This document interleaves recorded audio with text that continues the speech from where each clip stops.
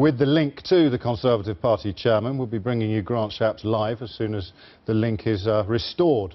But now, well, wherever George Galloway goes, controversy follows. But Labour rivals in his Bradford West seat seem to be in a mess of their own making. After Galloway unexpectedly thumped them in a 2012 by-election, Ed Miliband made predictable noises about rebuilding trust in what had previously been a rock-solid Labour seat. But instead, there's a bitter row raging over the selection of a candidate to challenge Galloway. Now, Newsnight's been told that some local Labour members plan to campaign for Galloway and that the continuing conflict could threaten Labour's hold on neighbouring constituencies. Laura's been trying to get to the bottom of things. Bradford had Labour almost baked into its bricks.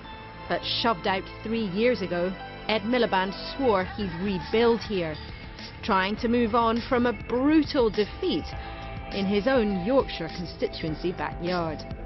So in these streets, is there much sign of a revitalised, rebuilt Labour Party? Newsnight's been told what's happened here is a complete disaster that might kill off the party's chances not in 1 but 2 seats in this city in an election where 1 or 2 might make all the difference. Maybe her face gave it away then. A fortnight ago, Amina Ali was chosen to fight Galloway. You're not from Bradford. Is that going to be an impediment to your progress? No, it's not. Because for me, it's all about having an MP that's visible. Invisible, as it turns out. She decided moving from London was too much and quit in days. So Naz Shah was chosen, not voted for by members. Despite this friendly snap, negative material about her past is circulating. Labour wouldn't make her available to speak for herself, but insists she's a fantastic candidate and there's nothing wrong with the selection, even though she voted for respect last time round. We've been told after the party's decision, the local selection was absolutely fixed to choose the weakest candidate. Crazy as that seems, this close to the election. And Ed Miliband's office had been warned imposing its will could backfire. There's local Labour fury at how they see the leadership behaved. I resent that the people from outside interfering in politics of Bradford. People from Birmingham, people from London, people from elsewhere, they should not be interfering in politics of Bradford. The feeling out there is that the Labour Party was to teach a Muslim community a lesson for voting for George Galloway. Sources say Labour HQ broke a promise and only allowed women to run for the seat.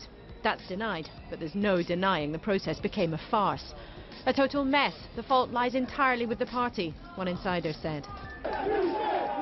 George Galloway may come with a political circus, but it's an effective one. Labour will face on May the 7th in Bradford West. He's loved and loathed, but everyone knows who he is. So what do you think of Mr Galloway? We don't see him. I've got no time for the guy. He's just on his own agenda, isn't he? You were a Labour voter before. Definitely, yeah, I was. But I mean, as I said, over the years, Labour's obviously changed, and our generations we want something different for our particular area, someone to stand for our rights, and we feel George Galloway is that person for us. Arshad Ali, who campaigned for respect, believes Labour's lost it. We're standing 100 yards in the shadow of the building where the Labour Party was conceived and came into existence. And this is, unfortunately, the city where the Labour Party has been most disgraced. But who's in charge? Many staunchly argue the influence of the city's Pakistani clans is wildly overstated.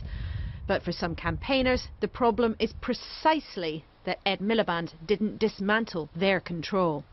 What Ed Miliband needed to do was grasp the nettle, actually disband the membership, disband the local party and start afresh. He didn't do it, and therefore the shambles that we have right now is a result of weak leadership. The ill will could threaten Labour votes right across the city. We might end up losing Bradford East and West, said one insider. If we're 2 down, when it's all over, then these will be the 2, said another.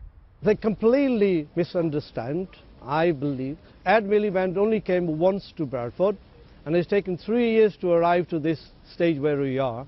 And I think it's a completely wrong process the party has developed. A lot of members would not be going out actively campaigning for the Labour candidate. Most of the members probably would stay home. We've even been told some Labour members will campaign for George Galloway. Others insist their core team can and will pull together, but concede Mr Galloway will rub his hands at what seems a self-inflicted wound. Despite Labour HQ's promises, one source told us they have no idea. They just don't understand how the politics works. The Central Party says it's confident of a strong campaign. After all, it's in Bradford Ed Miliband vowed to win back trust. But along with Labour candidates, that seems hard to find. Right now, no party can afford a local difficulty to leave them nationally falling short.